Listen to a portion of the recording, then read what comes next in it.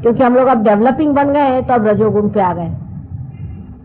जब हम रजोगुण पे आ गए हैं तो मकाने बनाने हैं, बड़े बड़े महल खड़े करने हैं, कारखाने खोलने हैं, देश में बहुत सा प्लास्टिक लाना चाहिए। अभी थाली में खाना खा रहे हैं, फिर प्लास्टिक में खाएंगे, बाद में पेपर में खाएंगे। डेवलपमेंट हम लोग जो कर रहे हैं अपना, इस वक्त आदमी अतिकर्मी हो जाता है, बहुत ज्यादा कर्म करने लगता है, तब उसके अंदर स्वयं ही संतुलन बिगड़ जाता है, बैलेंस बिगड़ जाता है। उसकी एक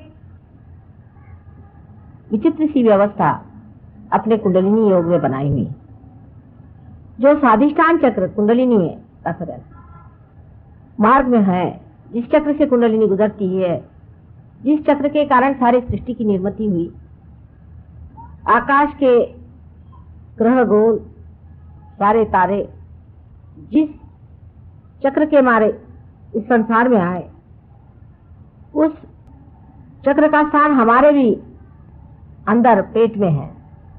यह चक्र नाभि चक्र से निकल के और उसके चारों तरफ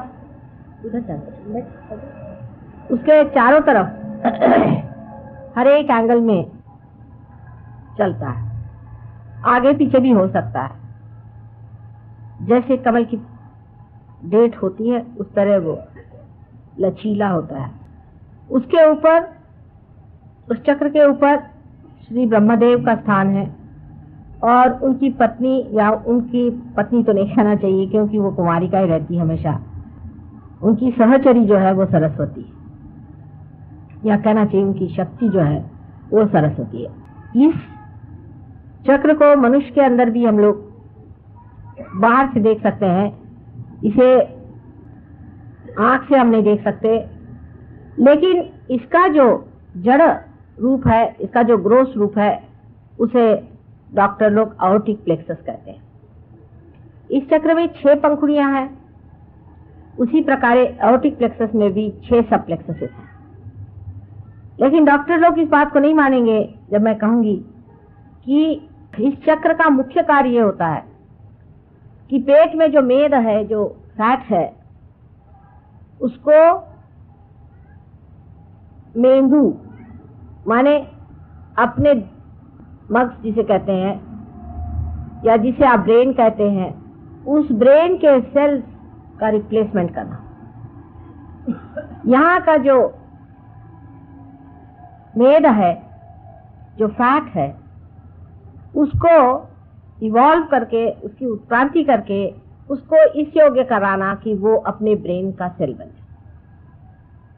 जब हम बहुत विचार करते हैं, जब हम बहुत प्लानिंग करते हैं, जब हम बहुत सोचते हैं, जब हम रजोगुण को इस्तेमाल करते हैं, तब ये कार्य बहुत वेग से होता है, इसमें गति आ जाती है।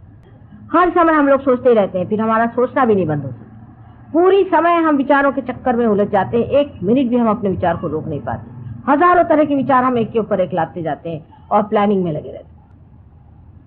ये कार्य अविरत होते रहता है, लेकिन जब इसकी गति बहुत ज्यादा, जरूरत से ज्यादा बढ़ जाती है, तब इस चक्र के जो दूसरे कार्य हैं, जिसे कि हम कह सकते हैं कि हमारा लिवर, हमारा स्प्लीन, हमारा पैनक्रियाज, हमारी किडनी, हमारा यूट्रस, इन सब चीजों को यह चक्र देखता है, तो उसमें कमी आ जाती है और कभी कभी रुकावट सी आ जाती है, क्योंकि एक ही कार्य में फिर संलग्न हो जाता है।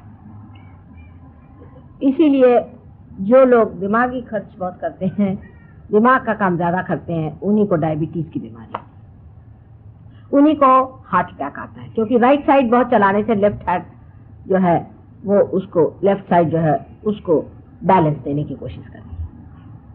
बहुत आदमी जब काम करता है तो आश्चर्य की बात है कि अगर आप शारीरिक श्रम कर रहे हैं, फिजिकल लेबर कर रहे हैं, तो आपका हार्ट तो नहीं पकड़ना चाहिए, क्योंकि हार्ट तो इमोशनल चीज है, हार्ट तो इमोशन से चलता है। लेकिन बैलेंस के लिए हार्ट अटैक आ जाता है और आपका शरीर आपको इशारा देता है कि अब देखो बेटे जरा काम धीरे करो, फिर बिस्तर पे लेट जाता है। इसी इम्बैलेंस के कारण हार्ट से इशारा आता है और इसी इम्बैलेंस के कारण डायबिटीज की बीमारी होती है, क्योंकि आपका जो पैंक्रियाज है उसका वर्किंग खत्म हो जाता है, किडनी का वर्किंग खत्म हो जाता है, इसकी वजह से किडनी ट्रबल्स हो जाते हैं। यूट्रस में इतनी परेशानी हो जाती है कि ऐसे औरतों को बच्चे नहीं हो सकते, बांझ हो जाती। ये सारे इम्बैलेंस के कारण आता है और मेडिकल साइंस में इम्बैलेंस की कोई भी बातचीत नहीं। हम लोगों ने डायबिटीज बिल्कुल 1000 गुना ठीक किया है सहयोग में। हालांकि हम ठीक नहीं करेंगे, इसकी वजह यह है कि आप सब डायबिटीज यहाँ इकट्ठा न करें, लेकिन जो सहयोगी पार हो जाते हैं उनका डायबिटीज ठीक हो जाता है, ऐसा ही समझे as a byproduct. Diabetes के कारण मनुष्य की आंखें कमजोर हो जाती हैं, आप जानते हैं, कभी कभी एकदम अंधा हो जाता है, वो देख भी नहीं पाता। डायबिटीज से अनेक रोग और हो सकते हैं, क्योंकि अंदर से मनुष्य कमजोर होते जाता है। किडनी में यूरिया बढ़ जाना और इसी प्रकार के जितने भी लेफ्ट साइड की बीमारियां हैं वो राइट साइड के अतिक्रम से होती है। और फिर विचार का भी ऐसा हो जाता है कि जब मनुष्य विचार को अत्यंत जोर से गतिवेग से करता है तो उसके ब्रेन में भी एक तरह का मोमेंटम बन जाता है, माने वो फिर उसे रोक नहीं पाता और वो इस कदर बेतहाशा पागल की तरह सोचने लग जाता है कि अब वेस्ट में इस तरह के अनेक लोग हैं। इसीलिए जहां पर कि रजोगुण अतिशय पे पहुंच गया, जहां रजोगुण बिल्कुल उसके अंतिम एक्सट्रीम पे पहुंच गया, वहां पर लोग अब ड्रग्स लेने लग गए। वैसे भी रजोगुणी शराब पीते हैं अधिकतर। रजोगुणी इसलिए शराब पीते हैं क्योंकि उनको लगता है इससे कुछ बैलेंस आता है, एस्केप है। मस्तिष्क की जो अत्यंत क्रिया होती है उससे बचने के लिए, उसे एस्केप करने के लिए लोग शराब पीते हैं, पर इसका वो इलाज नहीं, फिर आप तमोगुण में आ गए। और जितने अति से आप दूसरी अति पे पहुंच जाइए तो फिर उतनी अति से आप फिर उसी अति पर पेंडुलम के जैसे दौड़ते रहे। एक अतिशयता अगर आपने ले ली तो आप दूसरे अतिशयता पे पहुंचते हैं। तो जब आपने अतिशय एक तरह से नशा चढ़ा लिया काम करने का, अति काम करने का, तो उन देशों में जहां की अत्यंत ज्यादा प्लानिंग हो गई, हर एक चीज जहां पर बिल्कुल रजोगुण की अति हो गई है, वहां अब आपको यंग लड़कों में 30 साल के नीचे बच्चों में, या समझ लीजिए 35 साल के नीचे लोगों में आपको 100 में 2 या 3 ऐसे मिलेंगे जिन्होंने ड्रग्स अभी तक चखी नहीं। सोचिए आप, सोचिए कितनी हद हो गई वहां पे। और कम से कम 30% लोग वहां ऐसे हैं जो रेगुलरली जिसको कहते हैं ड्रग्स लेते हैं। 13 साल की उम्र से लोग वहां ड्रग्स लेना शुरू कर, एस्केप हो गया शुरू। ये नेचुरल है, क्योंकि जब आप इस कदर परेशान हो जाएं अपने विचारों से कि आप जी नहीं सकते हैं, तो कहीं ना कहीं अपने से भागिएगा, आप अपने को देख भी नहीं पाएगा, आप अपने को फेस नहीं कर सकते। उसके साथ फिर और भी चीजें जुड़ती जाती हैं।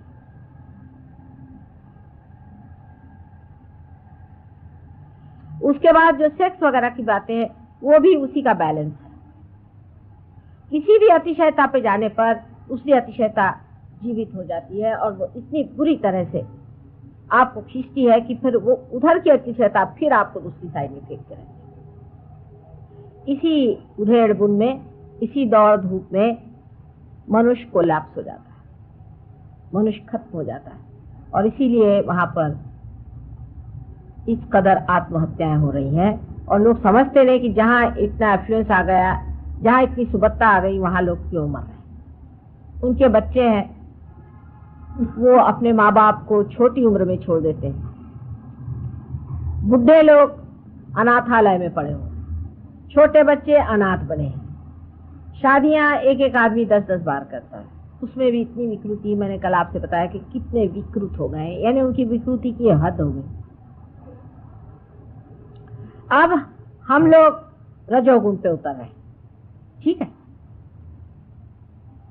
लेकिन उसकी भी मर्यादाएं बांधनी पड़ेगी। इसीलिए हमारी मर्यादाएं बांधने के लिए मर्यादा पुरुषोत्तम श्री राम रजोगुण के ऊपर में रखा दिए गए कि अपनी मर्यादाएं बांधनी पड़ेंगी। हम लोगों का सारा जीवन ही मर्यादाओं में बंधा हुआ है। लेकिन रजोगुण की जब जोरी चढ़ती है तब मर्यादाएं बुरी तरह टूटती हैं। अब आप डेवलपिंग कंट्रीज हो रहे हैं, तो आप डेवलपिंग जब आपने शुरू कर दिया आउट ऑफ प्रोपोर्शन, तो आपने कह दिया कि साहब हमने गरीबी हटा रहे हैं इसलिए हम डेवलपिंग कर रहे हैं। लेकिन अगर आपने 1 रुपया भी ज्यादा अपने नौकर को दिया और वो अगर शराब या सिगरेट पीने लग गया तो वो गरीब नहीं, खत्म हो गया, उसकी गरीबी खत्म हुई वहां। जब मनुष्य किसी भी व्यसन में पड़ता है तो सोच लेना चाहिए कि वो अब गरीब नहीं रहेगा। व्यसनाधीन तभी आदमी होगा कि जब उसके पास थोड़ा एक्स्ट्रा पैसा हो। इसका मतलब ये नहीं कि किसी को गरीब रखा जाए, ये मैं नहीं कह रही। इसका मतलब ये है कि जब तक मनुष्य के अंदर ऐसी कोई घटना घटित नहीं होती है जिसके कारण उसका जो कुछ भी मटीरियल डेवलपमेंट है, जड़ डेवलपमेंट है, उसका असर उसके मानवता के साथ लगे। माने मनुष्य जो है वो बड़ा रईस हो जाए, बहुत पैसे वाला हो जाए, तो जरूरी नहीं है कि वो बड़ा शरीफ आदमी हो जाए। हो सकता है उससे बढ़ के दुष्ट कोई ना हो। अगर कोई बड़ा विद्वान और पंडित हो जाए तो जरूरी नहीं है कि ऐसा मनुष्य कोई बड़ा भारी धर्मात्मा हो जाए, बिल्कुल जरूरी नहीं है। उससे बढ़ के कुरूप कोई नहीं होगा। सुनते हैं जो माफिया वाले हैं, उनके जो साहबजादे हैं, उन्होंने ऑक्सफोर्ड यूनिवर्सिटी, कैम्ब्रिज यूनिवर्सिटी और जॉन हॉपकिंस यूनिवर्सिटी सब जगह से एमए पास किया हुआ है। और आजकल धंधा क्या करते हैं, माफिया के लीडर के लड़के हैं और सबका मर्डर करते हैं। तो उस मार्ग का जरूर अवलंबन करें जिससे मनुष्य का संबंध उसके मानवता के केंद्र आत्मा से हो जाए। अगर उसका उस केंद्र से संबंध स्थापित नहीं हुआ तो आप उसका कितना भी डेवलपमेंट कर दें। हम आपको उदाहरणार्थ बताते हैं, हमारे यहाँ शिपिंग कॉरपोरेशन में सब ड्राइवरों की तनख्वाहें बढ़ाई, उनको एक को 1000 रुपए तनख्वाह मिलने लगे। थोड़े दिन में उनकी सबकी पत्नियां आई और कहने लगे कि माता जी, साहब ने सबकी तनख्वाह क्यों बढ़ा दी। मैंने कहा क्यों? पहले 400 कमाते थे तो सुख में थे, अब सब लोग शराब पीने लगे और इन लोगों ने औरतें रख ली हैं और अब गुत्ते पे पड़े रहते, घर पे आते ही रात भर। पहले बेहतर थे, 400 तक तो वो लोग बैलेंस कर पाए, उसके बाद जरा सा ज्यादा पैसा हो गया, शराब को गुत्ते मिला। इसका मतलब बिल्कुल ही नहीं है कि उनको 400 ही दिया जाए, पर उनको वो बैलेंस दिया जाए जिसके कारण वो उस लक्ष्मी को संवार सके। नहीं तो पैसे वाले हो जाएंगे राक्षस, पर लक्ष्मीपति नहीं। इसका कनेक्शन हमारे अंदर से उस आत्म तत्व से जुटना चाहिए जिससे मानवता पनपती है। जब तक ये कनेक्शन नहीं होगा सारा आपका एजुकेशन बिल्कुल व्यर्थ है। इसीलिए सूरदास जी ने भी कह दिया कि सूरदास की सभी अविद्या दूर करो नंदलाल। सारा एजुकेशन करके भी जब तक आपने आत्म तत्व का प्रकाश उस एजुकेशन पे नहीं लिया तो आपका एजुकेशन भी व्यर्थ हो जाता है, उसका कोई भी अर्थ नहीं लगता। इसलिए अत्यंत आवश्यक है कि आप अपने आत्म तत्व को पाएं, तब आपको हर एक चीज का अर्थ लगेगा। जो ये 7 चक्र हैं आपके अंदर, यही वो मानवता के अनेक अंग है जिसको पुरोती हुई कुंडलिनी अंदर से जाती है, इसीलिए वो सबको समग्र करती, इंटीग्रेट करती। जब कुंडलिनी इन सब से गुजरती है तो इन सब तत्वों पर चलती हुई इस तत्व को इंटीग्रेट करती हुई आपके आत्म तत्व पे पहुंचती है, और तब आत्मा का जो प्रकाश है इन चक्रों पे गुजरता हुआ जाता है और मनुष्य समझ लेता है कौन सी चीज ठीक है और कौन सी गलत है। क्योंकि अगर आप कोई गलत काम करना चाहेंगे तो आप नहीं कर सकते थे, मुश्किल हो जाएगा। उसकी वजह यह है कि आपके अंदर एक नई चेतना आ जाती है, जिसे वाइब्रेटरी अवेयरनेस कहिए, जिसे चेतनात्मक अवेयरनेस कहें। आप कह सकते हैं कि जिसे आप चैतन्यमय चेतना कहें। उस चेतना के प्रकाश में आप समझ सकते हैं कि ये चीज अच्छी है कि बुरी है। अगर आपने कोई बुरा काम किया, आपके वाइब्रेशन से एकदम रुक जाएंगे। आप अगर वाइब्रेशन से पूछे कि फला आदमी शरीफ है या बदमाश है, अगर आपके वाइब्रेशन रुक गए तो समझ लीजिए कि बहुत निहायत शैतान आदमी। इन्हीं वाइब्रेशंस की वजह से आप समझ पाइएगा कि परमात्मा है या नहीं। जितने आपके बुनियादी प्रश्न एब्सोल्यूट क्वेश्चंस हैं, उसका जवाब आपको इन्हीं चैतन्य के लहरियों से मिल सकता है। कोई चीज सत्य है या असत्य है, ये जानना इस कलयुग में बहुत ही कठिन है, कारण हम लोग इस कंफ्यूजन की वजह से, इस कोलाहल की वजह से बिल्कुल ही अपरिचित हो गए हैं किसी भी संवेदना से, किसी भी सेंसिटिविटी। और इस वक्त कर ये सेंसिटिविटी जो सूक्ष्म और अति सूक्ष्म सेंसिटिविटी है, संवेदना है, जब आपके अंदर आ जाती है तो आपको चाहिए कि आप इसको जमाएं। कोई अगर चाहे कि थोड़ा सा हम करके माता जी क्यों नहीं हमारे अंदर हो जाता, तो बात, हाँ आपका कनेक्शन तो हम जोड़ देंगे, लेकिन अभी आपका ढीला ढाला कनेक्शन है, उसको ठीक से जमाना पड़ेगा, उसको सूक्ष्म साथ से जमाएंगे। अगर आपको अपने प्रति इज्जत हो, आप अगर इसको एक विशेष रूप से कोई चीज समझते हो, तो आप जरूर प्रयत्न करें। अगर आप अपने प्रति जागरूक नहीं हैं और आप अपने जीवन का कोई भी अर्थ नहीं समझते हैं और जीवन को आज तक आपने व्यर्थ ही किया और आगे भी आप व्यर्थ ही करना चाहते हैं, तब फिर सहयोग आपके लिए बिल्कुल व्यर्थ। आप आएंगे यहाँ पार हो जाएंगे, लेकिन इसी गहराई में आप नहीं उतर सकते। इसमें बैठना पड़ता है, इसकी बैठक होती है। अगर आप अपने जीवन का वास्तविक अर्थ इसमें बिठाना चाहते हैं, तो अपने सब सूत्रों पर आपको ठीक से व्यवस्थित रूप से पकड़ना चाहिए और उसमें निष्णात होना चाहिए, नहीं तो आपका आना जाना बेकार हो गया। जैसे कि किसी ने हाथ में सितार पकड़ ली और उसका झंकार कर दिया, तो क्या वो सितार में निष्णात तो नहीं है? लेकिन मनुष्य कलयुग में अपने जीवन के प्रति जागरूक नहीं है, उसको अपने प्रति सम्मान नहीं, वो अपना सम्मान नहीं कर पाता, उसको अपने प्रति प्रेम नहीं है, उसमें आत्मसम्मान नहीं है, तभी वो अपने जीवन के हर एक क्षण को व्यर्थ किए चला जा रहा है। अगर वो अपने अंदर जागरूक हो और सोचे कि मैं अपने जीवन को कहाँ बर्बाद कर रहा हूं, किस जगह मैं अपने जीवन को खराब किए दे रहा हूं, तो वो समझेगा कि अरे ये भी क्षण व्यर्थ किया, वो भी क्षण व्यर्थ किया, वो भी क्षण व्यर्थ किया। कोई ऐसा भी क्षण हो जहाँ कोई जीवन हमारे अंदर शक्ति का प्रदर्शन हो या हमारे अंदर से जीवन शक्ति प्रकाशित।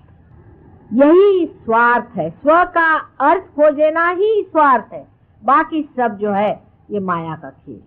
मनुष्य सोचता है कि इसमें स्वार्थ मिलेगा, उसमें स्वार्थ है, उसमें स्वार्थ है, लेकिन अगर मिलता होता तो कहीं चिपक के रह जाता, कहीं भी स्वार्थ नहीं मिलने वाला।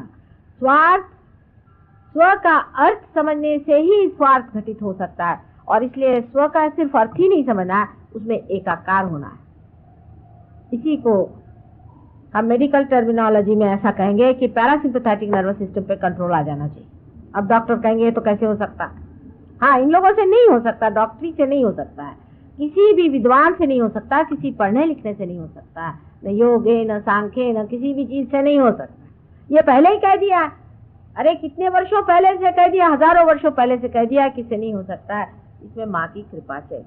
ठीक है, आप में से जो लोग यहाँ आए हैं सभी लोग इसको पा सकते, लेकिन हर एक इंसान नहीं पाएगा, ये भी बात मैं कहूँ, हर एक नहीं पाता।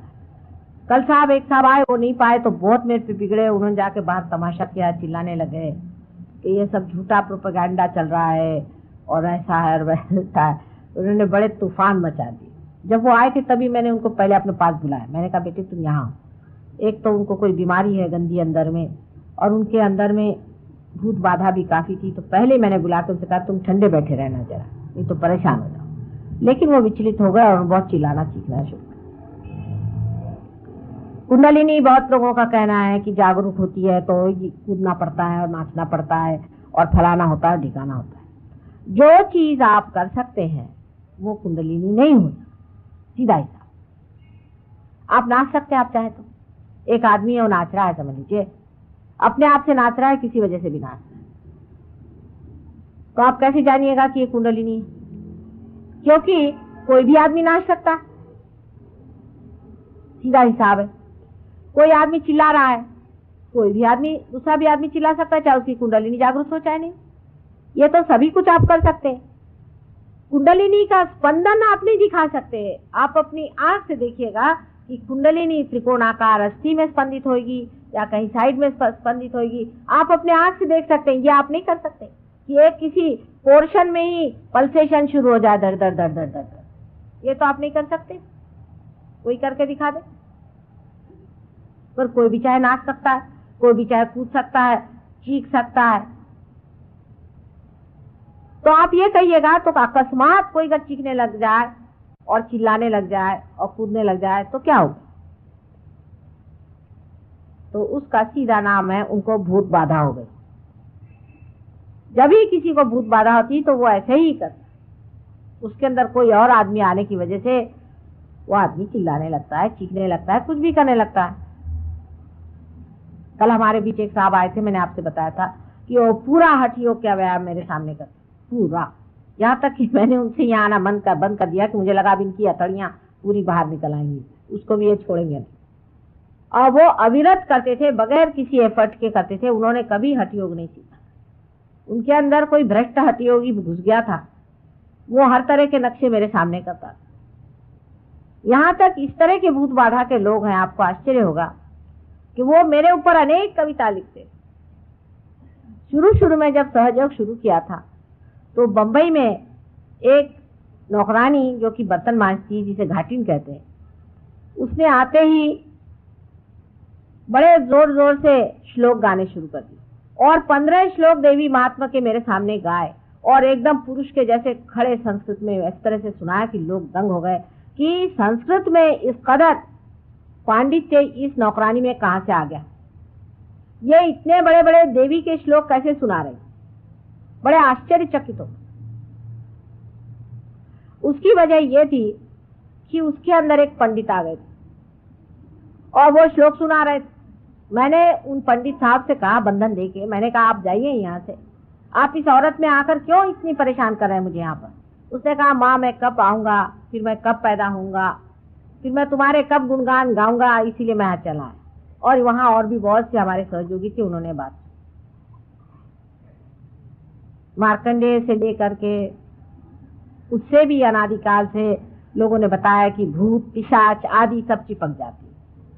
जितने भी मेंटल डिजीज हैं, ईएसपी हैं, पहले से किसी की खबर आ जानी, ये सब कर्ण पिशाच आदि वगैरह 12 में अपने शास्त्रों में अनेक कुछ लिखा हुआ है। लेकिन हम तो हिंदी भी नहीं पढ़ते, फिर संस्कृत तो बहुत दूर की रहे, वो तो भाषा इंग्लिश लोगों की हो गई। अब हम लोग तो इंग्लिश पढ़ते हैं। हमारे शास्त्रों में सब कुछ लिखा हुआ कि इस तरह की चीजें घटित होती हैं और उससे मनुष्य बहुत दुखी हो जाता है। कुछ लोग हैं अपने को बड़े बड़े लोहे के हुक्स में अटका लेते हैं और पेड़ों पे लटका के दिखाते हैं। ये खासकर आदिवासियों में तो बहुत ये प्रथाएं चलती, अजीब अजीब तरह की चीजें, बिल्कुल आग जला के उसके अंदर चलना। भूत विद्या अफ्रीका में भी बहुत तरह तरह की होती है। हर एक देश में अजीब अजीब तरह की भूत विद्याएं होती है। तो मनुष्य सोचेगा कि इसमें तो कोई विशेष चीज हो ही गई कि ये भाई आग में चल दिए। इस प्रकार अनेक तरह की चीजें इस देश में पहले होती रही हैं और अब उन देशों में हो रही हैं जहां रजोगुण अति पे पहुंच गए। रजोगुण अति पे पहुंचते ही साथ आपके देश से अनेक भूत विद्या वाले एक्सपर्ट्स वहां पहुंच गए, सबको मेस्मराइज करना शुरू कर दिया, सब पे उन्होंने छाप डाल दी। लाखों रुपया, करोड़ों रुपया उन्होंने बनाया, बड़ी बड़ी जगह बनाई। अब वही भूत उनको खाएंगे, खाते ही हैं और शुरू हो गया। अब वो परेशान है, अब ये पैसे उनको नहीं बचा सकते और उन लोगों को भी भूत खाते। कल भी मैंने बताया था, मैं साफ तरह से आपको बताना चाहती हूँ, मुझे किसी से डर नहीं कि ट्रांसडेंटल मेडिटेशन करने वाले लोग आज मेरे पास 132 आदमी बराबर लंदन में आए और सब कहते कि हमारे सर में ब्लॉकेड हो गया, माए से निकाले।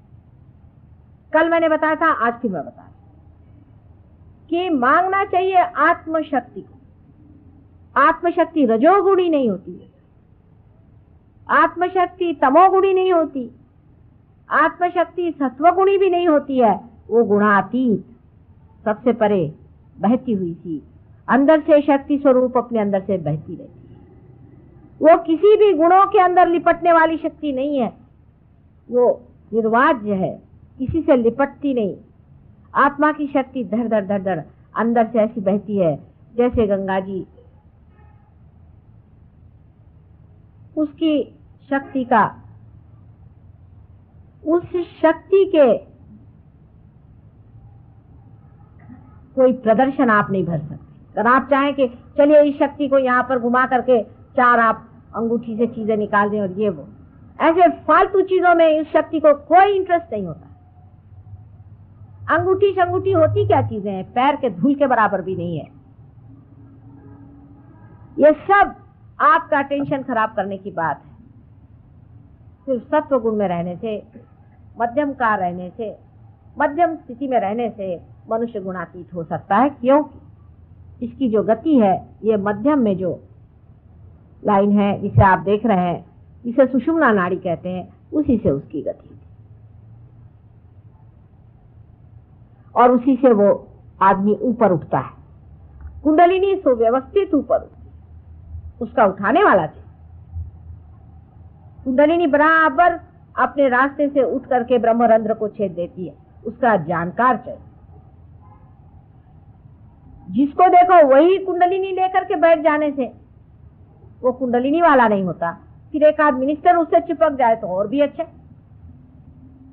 कोई मिनिस्टर हो जाने से कोई कुंडलिनी का बड़ा भारी वो लाट साहब नहीं हो सकता। कबीरदास कहाँ के मिनिस्टर थे? कितनी पढ़ाई की थी कबीरदास ने? कौन से यूनिवर्सिटी स्कूल में पढ़े थे वो? तुकाराम कौन सी यूनिवर्सिटी स्कूल में पढ़े थे? कहाँ के वो मिनिस्टर थे? कहाँ के राजा थे वो? इतना ज्ञान कहाँ से पाया? ज्ञानेश्वर कहाँ के पढ़े लिखे थे? कहाँ उन्होंने इतना ज्ञान पाया? कौन सी पाठशाला में गए थे वो? परमात्मा के साम्राज्य में उतरने की बात है। जब मनुष्य परमात्मा के साम्राज्य में आ जाता है तो उसके कायदे कानून देखने लगता है तो हंसी आती है कि इस कायदे कानून को क्या करें। अभी कोई साहब ने मुझसे कहा कि माता जी हमारे लिए कोई अब देश में लीडर नहीं रह गया, आप ही इलेक्शन लड़ो। अरे मैंने कहा कहाँ की बात करते हो? राजा के घर में रहने वाले लोग भिखारियों के घर में आके नहीं रहते। भिखारियों का पॉलिटिक्स है, किससे भीख मांगे, किसका रुपया बचाए, छी छी छी, ये सब चीजें हमारे बस की नहीं। हम तो बादशाह आदमी है, हमें कहाँ फंसा रहे? हमने कहा ये तो भिखारियों के राज है, हमारे बस के। उसी में आप बादशाहत में उतर सकते हैं अगर आप चाहें।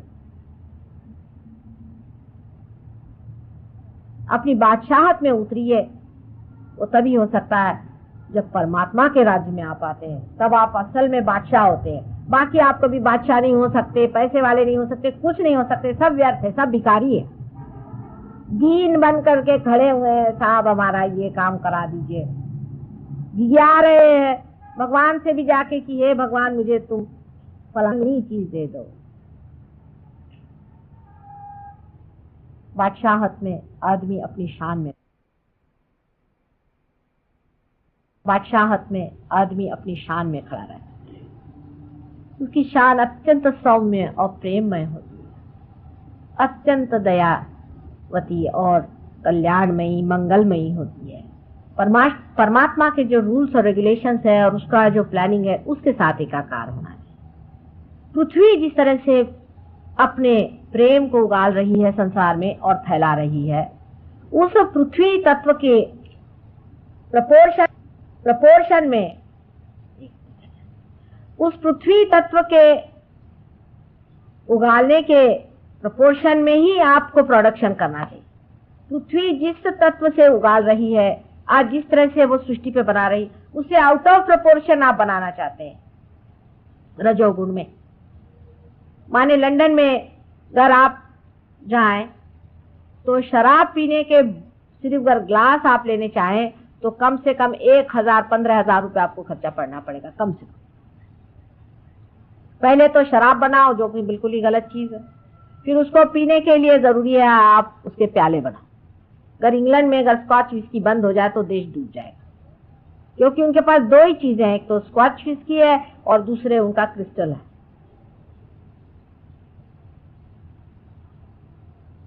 जब मनुष्य बढ़ने लगता है तो वो दूसरों की कमजोरियों पे ही चलता है। अगर कमजोरी नहीं हो तो आदमी को क्या दरकार होगी चीजों,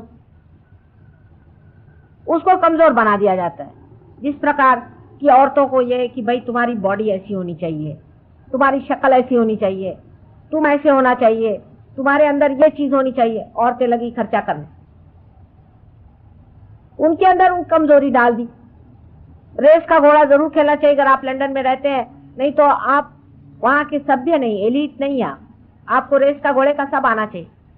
अगर आप पेरिस में रहते हैं तो आपको शराब के बारे में इत्थम्भूत सब पता चाहिए कि शराब का मतलब क्या होता है, उसको कितना मिलाना चाहिए, उसमें कितना घोलना चाहिए।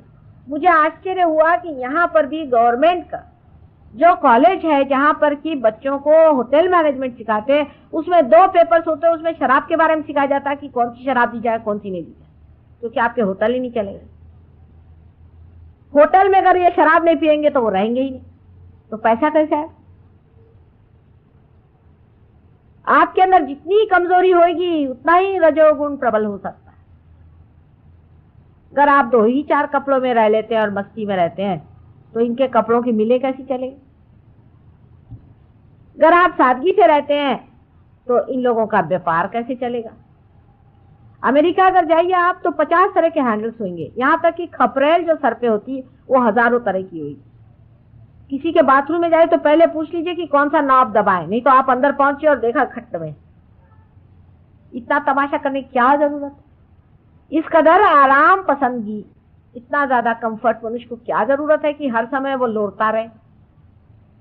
क्योंकि शराब के बाद लोरना जरूरी, लोरने के लिए कंफर्ट जरूरी है, और कंफर्ट जरूरी है उसके लिए हर तरह की चीज, ये कुशन बनना चाहिए, फलाना ठिकाना बनना चाहिए, उसमें वो चीज होना चाहिए। इतनी ज्यादा विद्रूपता है, मैं आपसे कहती हूँ, इतनी अगलीनेस आ गई मनुष्य के अंदर, और उसमें शर्म नहीं आती। उसने बड़े बड़े साइंस बनाए हैं, शराब पिलाने की भी साइंस बनाए हैं। फिर औरतों को किस तरह से खूबसूरत रहना चाहिए, उनको टैनिंग करना चाहिए, चाहे उसमें शर्म उतर जाए उनकी, हर्ज नहीं, उनका बॉडी जरूर टैन होना चाहिए। उन्होंने एक चक्कर चला दिया वहां टैनिंग का। अरे भाई, आपको अगर सूर्य की रोशनी लेनी तो बदन पे अगर आपके कपड़ा रहे तो कोई फर्क नहीं पड़ने वाला, सूर्य की रोशनी तो आपके अंदर जाती है, लेकिन टैनिंग होना चाहिए। उसलिए इस तरह के नजारे होते हैं कि आप चल नहीं सकते किसी भी सीशोर पे। एक दिन ये सारे सीशोर सुखड़ करके इन सब औरतों को खींच लेगा अपने अंदर, तब इनकी अकल ठीक होगी। निर्लज्जता संसार में फैलाना चाहिए, क्योंकि निर्लज्ज नहीं होंगे तो इनके कॉस्मेटिक्स कैसे बिकेंगे? इन्होंने जो जो चीज औरतों को बेवकूफ बनाने के लिए बनाई हुई है वो कैसे लेंगे? अब तो कुछ कुछ जरा सा अपने देश में अकल आ गई औरतों को। पहले तो मैं देखती थी कि यहाँ पर एक डालडा का टिन लगा के औरतें चलती थी, तो मैंने काफी इस पर लेक्चर दिया कि बाबा कम से कम डालडा का टिन कम करो। हील्स पहनेंगी तो इतनी ऊंची ऊंची पहनेंगी, आखिर कोई आप ऊंट बनना चाहते हैं? आप इंसान है, भगवान ने आपको कायदे का बना दिया, किस लिए इतने परेशान? ब्यूटी कॉन्टेस्ट बना रहे हैं, बताइए आप। बिल्कुल अजीब, बहुत ही ज्यादा विकृत और विद्रूप चीज है ये। क्योंकि जब ससली रूप होता है तो मनुष्य रूप को देखते ही साथ पूर्णतः संतोष में आता है। ये रूप का लक्षण है कि बस अब रूप का अंत आ गया, इससे आगे रूप नहीं। वही असली रूप होता है। लेकिन ये तो ऐसा रूप है कि अभी चले एक दूसरा देखा, उसके बाद दूसरा बंदर देखा, उसके बाद तीसरा बंदर देखा, बंदरियां ही बंदरियां सब दूर भरी पड़ी। मैंने कहा यहाँ कोई सती साध्वी एक भी नहीं है, सब बंदरियां ही हैं जो इसके गर्दन में कूद रहे, उसके गर्दन में कूद रहे, और ऊपर से बड़ा घमंड है उनको कि हम तो बहुत ही ज्यादा वाह वाह वाह एडवांस। ऐसी गधापंती अपने यहाँ की औरतें न करें तो बड़ी मेहरबानी हो जाए। अभी भी इस देश में बहुत देवियां हैं और बड़ी पूजनीय देवियां हैं, इसीलिए आदमियों के कितनी भी गलतियां होने पर भी ये देश रुका हुआ। आदमी लोग तो सब साहब हो ही गए, उनको तो कोई कुछ कह नहीं, वो तो अब कहना बहुत मुश्किल हो गया, सब साहब हो गए। अब देसी चीज जो है वो बिल्कुल बदतर। अगर आप दिल्ली में, मैंने सुना कि आप कहीं जाइए और आप दारू नहीं पीते हैं तो लोग हंसते हैं आपके ऊपर कि साहब अभी तक आप पूरी तरह से बंदर नहीं बने।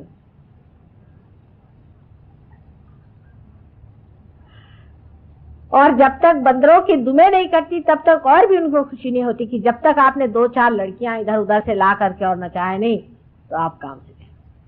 आजकल यहाँ के बुढ़ों को शौक हो गया है कि हम उल्लू न बने।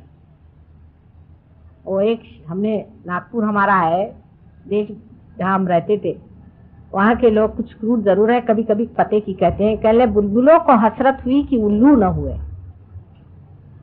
तो बजाय इसके कि समझदारी रखे, कुछ शांति रखे, कुछ शान अपनी रखे, बुजुर्गों को आजकल ये शौक हो रहा है कि हम जवानों जैसे जाकर के वहां वो नाचते कूदते हैं ना लोग, झपरे रख करके उस तरह से हो जाए।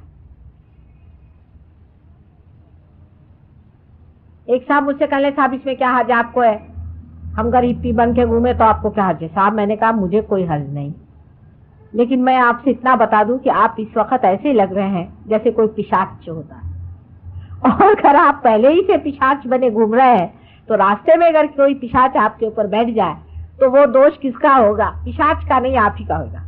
क्योंकि वो देखेगा ये अच्छा एजेंट मिल रहा है अपने जैसा, जिसमें जम जाएंगे पूरा। आपकी शक्ल ऐसी है कि उसमें सिर्फ भूति आकर्षित हो जाए। ये सब रजोगुण की कमालात है। सुनिए कि आपको पिशाचों जैसे घूमना है तो आप रजोगुण बनिए, डेवलपमेंट करना है तो करिए। जो पैंट 10-10 दिन नहीं धुलती, एक लेडी तो सुनते हैं कि उसने पहनी है तब से उसे धोई ही नहीं कितने दिन से, उसी के साथ नहाती है और सुखाती है। एक एक तमाशे सुनिए आप, उनकी हाईएस्ट डेवलपमेंट आपसे बताएं। अब वहां पे एक पंक रॉक नया निकला है, शायद आप तक पहुंचा नहीं अभी तक, हो सकता है पहुंच जाए। उसमें सिर्फ कुछ बड़ी बड़ी पिने लेकर के यहाँ से सिल दिया जाता है, दोनों साइड बड़ी बड़ी पिने, नाक में लाल, यहाँ पे शॉकिंग पिंक, यहाँ पे हरा, ये सब पत्तियां हैं, इनको निकाल निकाल के जोड़ दीजिए और उसके बाद घुमा करते हैं। और वहां कौन घूमते हैं? बड़े बड़े प्रोफेसर। हमारे यहाँ कुछ प्रोफेसर बैठे हैं, संभल के रहिएगा। और एक साहब तो आपको आश्चर्य होगा कि बड़े विद्वान, मैं उनको समझती थी, एक पार्टी में आए तो ये सब करके आए। मैंने कहा ये क्या कहना, आजकल मैंने पंक रॉक ज्वाइन कर लिया। मैंने कहा आप तो काफी अकलमंद दसते थे, अब आप पंक रॉक में चले। कहले आपको भी बड़ा मजा आएगा, आइए, बड़ी शांति मिलती उससे। मतलब ये है कि कुछ तो भी न्यूसेंस जिसे कहते हैं ना, महामूर्ख बन के भी कोई अगर अपने तरफ देखे तो बड़ा अच्छा है। जोकरी बन जाओ वैसे तो कोई देखता नहीं अब, क्योंकि सभी हिप्पी बन गए तो सब एक ही जैसे दिखते, तो कोई तो विशेषता आनी चाहिए। तो मुंह में पिने डाल डाल करके यहाँ से यहाँ तक पिन, ये बड़े बड़े और से बड़ी कॉमन साइट है वहां पे, आपको आश्चर्य हो। मैं आपको सिर्फ विनोद के लिए नहीं कह रही हूँ, असलियत है। और देखते ही आप अचंभे में देखते हैं कि साहब या तो हम पागल है या ये पागल। और वो हमारे ऊपर सोचते हैं कि हम बहुत ही इनहिबिटेड लोग हैं, हमें अकल ही नहीं है कि हम इस तरह का कोई सा भी अच्छा कार्य नहीं कर सकते जिसमें हम अपने को लेट लूज कर दें। हम इतने इनहिबिटेड हैं, हमें कोई स्वतंत्रता की कल्पना नहीं। स्वतंत्रता का मतलब बेछूटपना, उच्छृंखलता नहीं है, महामूर्खता तो बिल्कुल भी नहीं है। स्वतंत्रता इतनी बड़ी चीज है। स्व के तंत्र पे चलना ही स्वतंत्रता है। और स्व का तंत्र यह है जो आपके सामने। जो मनुष्य अपने को स्वतंत्र समझना चाहता है उसको पहले पार हो जाना चाहिए, नहीं तो वो स्वतंत्र नहीं। स्व का तंत्र समझ लेना चाहिए, और यही उसका तंत्र है। न तो तांत्रिकों का नेगेटिव जिससे स्व ही उसमें खत्म हो जाए, जिससे स्व पूर्णतः स्वतंत्रता में आ जाता है। जब वो पूर्णतः स्वतंत्र होता है तभी उसके अंदर विजडम पूरी तरह से संतुलित बैठ जाता है। वो जो भी करता है पूर्ण स्वतंत्रता से करता है, लेकिन उसके एक एक इशारे में भी स्वतंत्रता के अनेक प्रकार दिखाई देते हैं। वो किसी से भी नहीं डरता है और हमेशा नतमस्तक रहता है। प्रेम में वो स्वतंत्र होता है, अत्यंत प्रेममय और करुणामय वो होता है। ऐसे स्वतंत्र आदमी को प्रणाम करना चाहिए, बजाय इसके कि जो अपने को स्वतंत्रता के नाम पर गधे से मूर्ख और मूर्खों से पता नहीं और क्या हो जाएंगे। मेरे पास तो ऐसे जानवर भी नहीं जिनकी मैं आपको प्रणाली बताऊं। कोई मुझे ऐसे शब्द भी नहीं मिलते कि इन लोगों का वर्णन करो, क्योंकि कलयुग से पहले ऐसे कभी हुए नहीं थे। इसलिए नए शब्दों के कॉइनेज की जरूरत है। और जो शब्द बनाने वाले थे वही ये हो गए, तो अब कौन शब्द इनके बनाएगा? ये हालत आ गई। कुछ संस्कृत भाषा में ढूंढे से मिले तो मुझे बताइएगा, क्योंकि बड़ा ही मुश्किल है। जब संस्कृत भाषा प्रचलित थी तब ऐसे गधों के बारे में किसी ने सोचा भी नहीं था। पुराण में भी वर्णन है कि कलयुग आएगा, लेकिन इस तरह के महामूर्ख संसार में विचरण करेंगे ऐसा पुराण में भी नहीं बताया। ये तो आप देखते ही बनता। और पढ़े लिखे और अति पढ़े हुए लोग ये काम कर रहे हैं, इसको आप क्या कहिएगा? ये रजोगुण का प्रादुर्भाव है। अब आपका देश डेवलप हो रहा है, होइए साहब, लेकिन ये देख लीजिए नमूना। आप जरूर डेवलप होइए, लेकिन ये नमूना देखते चले कि वो जिस गड्ढे में पड़े हैं उधर आप जाके न कूदी। एक तो रजोगुण में सबसे बड़ा जो दोष है कि ये अहंकार से चलता है, मतलब ईगो ओरिएंटेड है रजोगुण।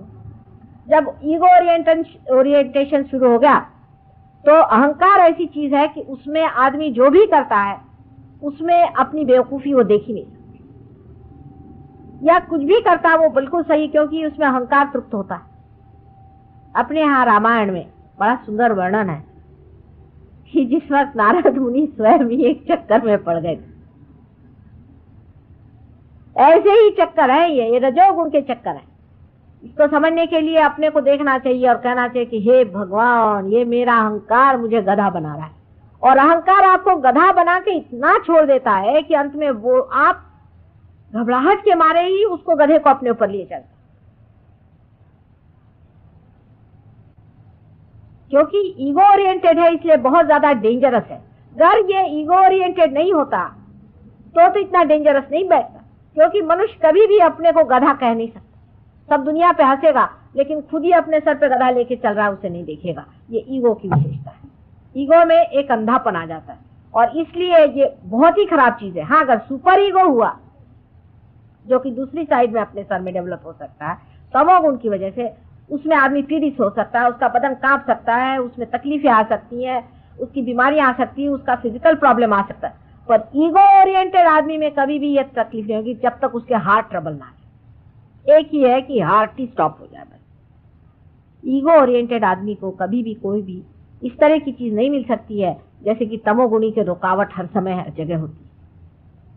तमोगुणी एक तरह से बेचारा ज्यादा ठीक है, क्योंकि कम से कम उसकी ठोकरों से वो बचते रहता है। समझ लीजिए अभी यहीं एक देवी जी बैठी हुई हैं, इनको बाधा ने पकड़ ली। वो एक किसी आदमी के पास गई, उनसे जाकर उन्होंने कुछ तंत्र मंत्र करे, बाधा ने पकड़ लिया, भूत ने पकड़ लिया, तो उनका बदन ऐसा ऐसा हटने लग गया। चलो भाई छोड़ो।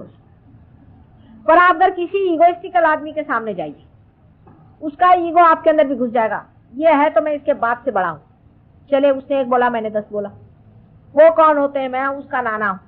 शुरू हुआ, वो जितने गधे उसके आप डबल नाना गधे हो गए। और उसमें उसके साथ में एक और बीमारी लग जाए जो बड़ी ही सूक्ष्म है, जिसको समझना चाहिए, यश। बेटा उसमें एक बीमारी और लग जाती है, यश, सक्सेस। उसके साथ अगर सक्सेस लग जाए तो बड़ा ही प्रॉब्लम हो जाता है। फिर तो आदमी को गधे पे से उतारना असंभव है। सक्सेस अगर लग गया तो बड़े सक्सेसफुल थे वो, फिर उनके मरने के 30-40 साल बाद निकलता है कि उन्होंने ये गधापंती करी, ये गोबर खाया, ये हालत अपनी खराब की, वो ऐसे थे और वो वैसे थे। तो लोग कहते वो तो ऐसे होंगे नहीं, क्योंकि ईगो में आदमी कुछ भी कर सकता है, कहीं भी जा सकता है, कैसे भी काम कर सकता है। बहुत से लोग हैं ईगो में अकल लगा करके और चोरी छिपे करते हैं, और कुछ लोग हैं खुलेआम करते हैं अगर एक्सपोज हो जाए। लेकिन सबके अंदर एक तरह की एक बड़ी दानव शक्ति कार्यान्वित होती है, और इतनी महामुक्ता उस दानव शक्ति में है। जैसे कि मैंने आपसे कल ही बताया था कि लंदन में 77 साल की बुढ़िया नानी अपने ग्रैंड चाइल्ड से शादी करती है, उनको कोई आश्चर्य, और नाना जी अपनी नातिन से शादी करती है, इसमें उनको कोई हर्ज नहीं है। और उसके लिए अब वहाँ कायदा पास कराने वाले हैं, उसके लिए बड़ा वहाँ मूवमेंट हो रहा है कि इस तरह का आप हमारी स्वतंत्रता पे आप आक्रमण कर रहे हैं। ऐसे बेवकूफ से कोई सीखने की जरूरत नहीं, उनके पास कुछ भी अपने पास देने की चीज नहीं है। आप मेहरबानी करके उनसे कोई चीज नहीं, और ऐसे पैसे की भी अपने को जरूरत नहीं जिससे हम मामूर्ख हो जाए। ठीक है, डेवलपमेंट करना है तो गांधी जी के रास्ते बहुत अच्छे बने हुए हैं, उनके रास्ते से बनाओ। अपने स्थैर्य पे चलो, अपने पास जो संपदा है, अपने पास जो सत्ता है उसे लेकर। हम लोग कितने बेवकूफ बन रहे हैं ये भी आप समझ लीजिए। हमारे पास अगर हम पीतल के इसमें खाते हैं तो बड़े गर्व की बात है कि हमारे पास इस कदर पीतल है, और ये लोग प्लास्टिक के इसमें खाते हैं, और हम लोग चाहते हैं कि हमारे यहाँ प्लास्टिक आ जाए, नहीं तो स्टेनलेस स्टील आ जाए। स्टेनलेस स्टील भी कोई खाने की चीज होती है जिसको कि लोहा कहते हैं, लोहे में लोग खाएंगे, ऐसा पहले कहते थे पुराण में। हम लोग जब छोटे थे तब कोई कहता था कि ऐसा जमाना आएगा जब लोग लोहे में खाएंगे, तो हम लोगों की माँ वगैरह कहती थी हे भगवान ये कौन सा जमाना आ जाएगा कि ऐसी दुर्दशा आ जाएगी, ऐसी गरीबी आ जाएगी कि लोग लोहे में खाएंगे। हे भगवान, कांसे में खाएं, पंचधातु में खाएं, कुछ बढ़िया चीज में खाएं, ये क्या? तो अब स्टेनलेस स्टील में लोग खाते हैं। मैं वहां से लंदन से आती हूँ तो मुझे लोग लिखते हैं कि भाई नायलॉन की बढ़िया वहां साड़ी मिलती है, अमेरिकन जॉर्जेट लेके आओ। वहां सब लोग हंसते हैं, इंग्लिश लोग, अरे क्या आपके यहाँ कॉटन इतना बढ़िया होता है और आप ये रद्दी कहाँ से ले जा रहे हैं वहां? अपने यहाँ कोई अगर कॉटन पहने तो लोग हंसेंगे कि ये क्या कॉटन पहने। वो दिन दूर नहीं जबकि खादी सारे संसार में छाई, वो दिन बिल्कुल दूर नहीं, आप मेरा विश्वास माने, क्योंकि इसके अंदर हाथ से बने हुए वाइब्रेशन है। और वो लोग इस चीज की महत्ता समझते हैं, इस खादी की महत्ता समझते हैं, लेकिन हम लोग बेवकूफ हैं जो हम नायलॉन बड़ी भारी चीज समझते हैं। आप जानते हैं कि नायलॉन से अनेक बीमारियां हो जाती हैं, ये मनुष्य के विरोध में है, लेकिन हमें नायलॉन क्यों पसंद? क्योंकि वे हम लोग बड़े अंग्रेज बनते हैं। आप 10 की जगह 2 साड़ियां पहनिए, लेकिन कायदे की साड़ी पहनिए। आप 10 की जगह 2 कपड़े पहनिए। अब अपने यहाँ लोगों को आश्चर्य होता है कि कॉटन से टेरिकॉट महंगा है, उनको बहुत ही आश्चर्य होता है, ऐसे कैसे संभव नहीं है। वहां अगर कॉटन अगर आपको वहां पर 10 पाउंड का मिलता होगा तो टेरिकॉट 2 पाउंड का मिलता है। कोई अगर कॉटन कहीं मिले कि कॉटन मिल रहा है तो लोग दौड़े जाते, कहते उसका फील कितना सुंदर है। हम लोग अभी भी इस्त्री पे इस्त्री मारे रहते, वो कहते भाई इतना ज्यादा छुट्टी फूटी लोगों से हमारा जी घबराता है, घुटता है, काहे कोई इस्त्री करते रहते हो सुबह से शाम तक? अरे अपने मन की भी कोई इस्त्री करो। बाहर की झकपकाहट जिसे हम लोग सोचते हैं कि बहुत बड़ी चीज है, उस पर लोग हंसते हैं। अंग्रेज लोग बहुत हंसते हैं। हमारे कुछ इंग्लिश शिष्य आए थे तो कह ले भाई हमें बम्बई ज्यादा पसंद है बनिस्बत दिल्ली के। ठंड में थे ना, हमने कहा क्यों? कहले यहाँ से एवरीबडी सो वेस्टर्नाइज ऑलराइट। मैंने कहा वेस्टर्नाइज हाउ डू से? कहले सब लोग सूट झाड़े घूम रहे। उन लोग की समझ में नहीं आई बात, वो इसको समझ नहीं पाते। तो मैंने उनसे कहा तुमको भी इन पे रोब झाड़ना है तो सूट पहन के आना, नहीं तो इन पे रोब नहीं पड़ेगा। जब यूनिवर्सिटी जाना तो सबसे बेस्ट सूट पहन के जाना। अंग्रेज अगर सूट में आया तो उसी के पैर पे हमारा हिंदुस्तानी गिरता है, और ऐसे वैसे नहीं गिरने वाला अगर तुम ऐसे वैसे कपड़े पहन के आओगे। तुम नहीं समझते हो, अभी भी हमारे अंदर वही स्लेविश मेंटालिटी हजारों वर्षों की चली आ रही, वो छूटने नहीं वाला।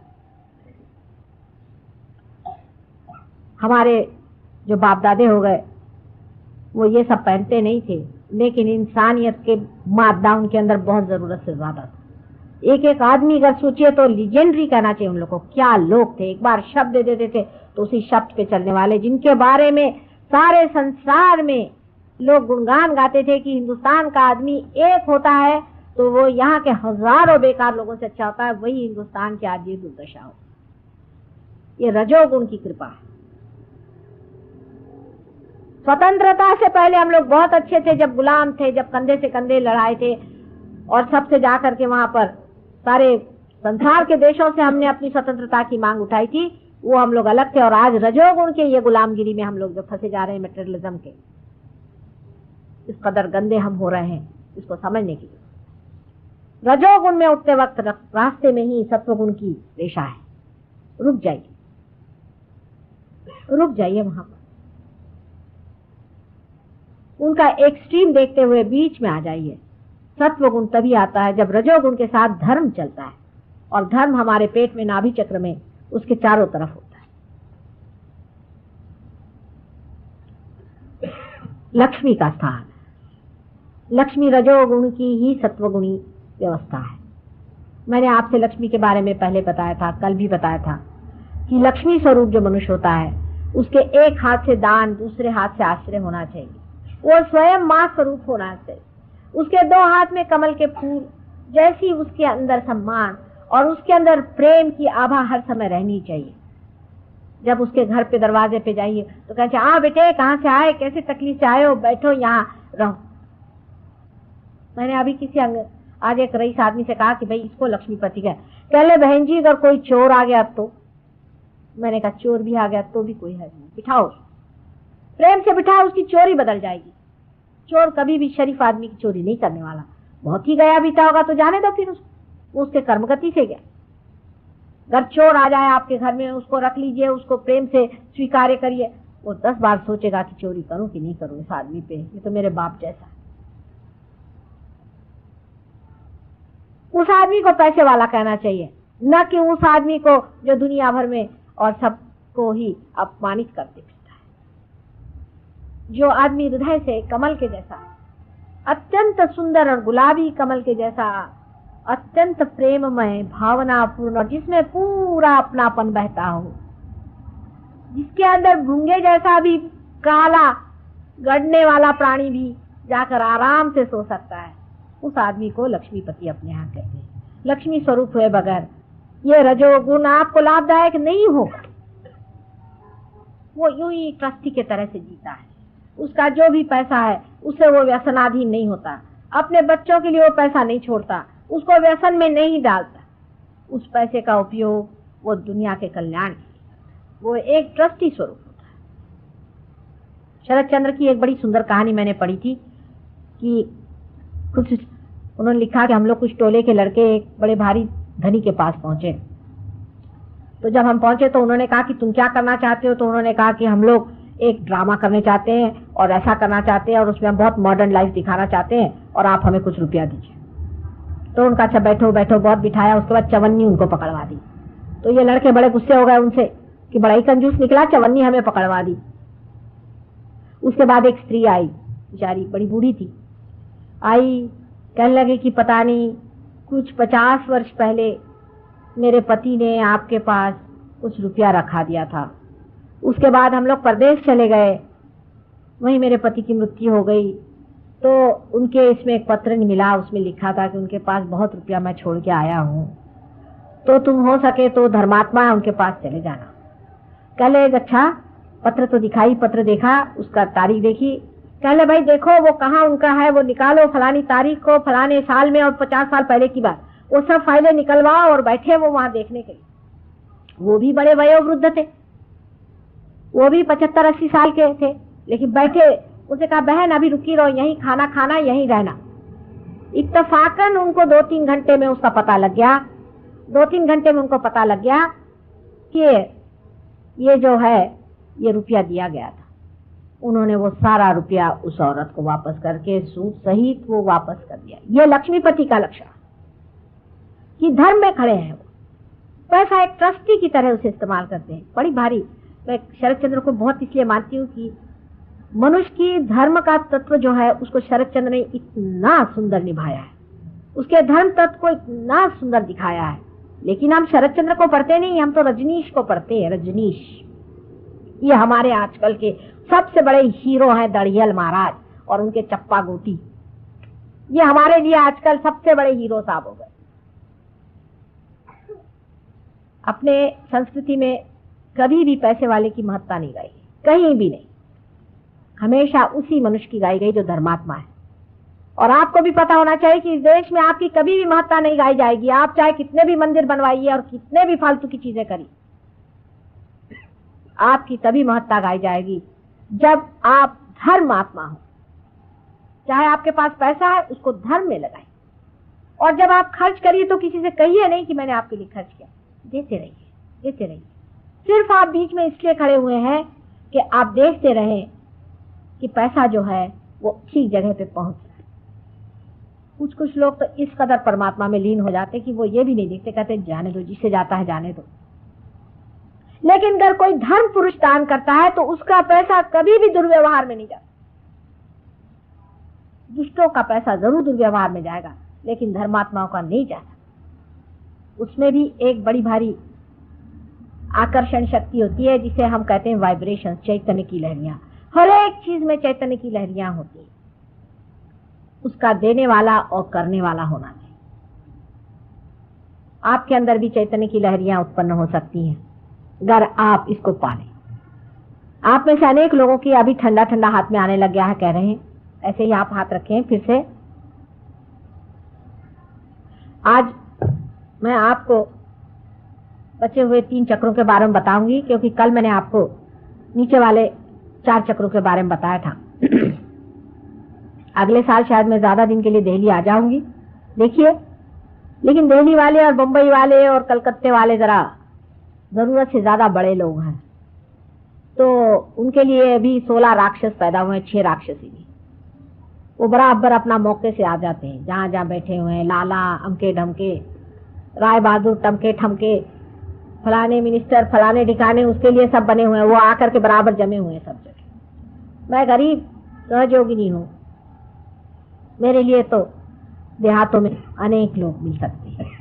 देखिए दिल्ली शहर में कहाँ तक लोग प्रगति करते हैं, कहाँ तक बढ़ते हैं, कहाँ तक सच्चाई को पाते हैं। ज्यादातर लोग तो जो फैशन चल रहा है उसी में चलते हैं। आजकल फैशन है तो हजारों आदमी चले जा रहे हैं सिर्फ दर्शन। पहले 25,000 आदमी सिर्फ दर्शन के लिए आए थे। अच्छा, फिर उनका क्या हुआ? पहले बस दर्शन हो गए, फिर क्या हुआ? कौन सी भलाई हुई? कुछ नहीं, दर्शन हो गए साहब, दर्शन हो गए, मैंने दर्शन हो गए। अरे भाई, कुछ फायदा हुआ? कुछ भला हुआ? कुछ ट्रांसफॉर्मेशन हुआ? कुछ उनमें बदल हुआ कि यूं ही दर्शन ही के लिए गए थे वहां? नहीं साहब, वो तो ऐसा था कि हम तो अंदर जा नहीं सके। वो तो दूसरे जो बड़े बड़े लोग थे वो सब अंदर गए, बाबा जी ने उनको अंगूठियां दी, उसके बाद सब लोग अंगूठियां पहन के प्रफुल्लित होके बाहर आ गए। उसके बाद पता चला सबके हार्ट अटैक्स आए। अंगूठी सहित हार्ट अटैक चल रहे, और उसके बाद पता हुआ अंगूठी भी चोरी हो गई और उनके घर में भी चोरी हो गई। ठीक है,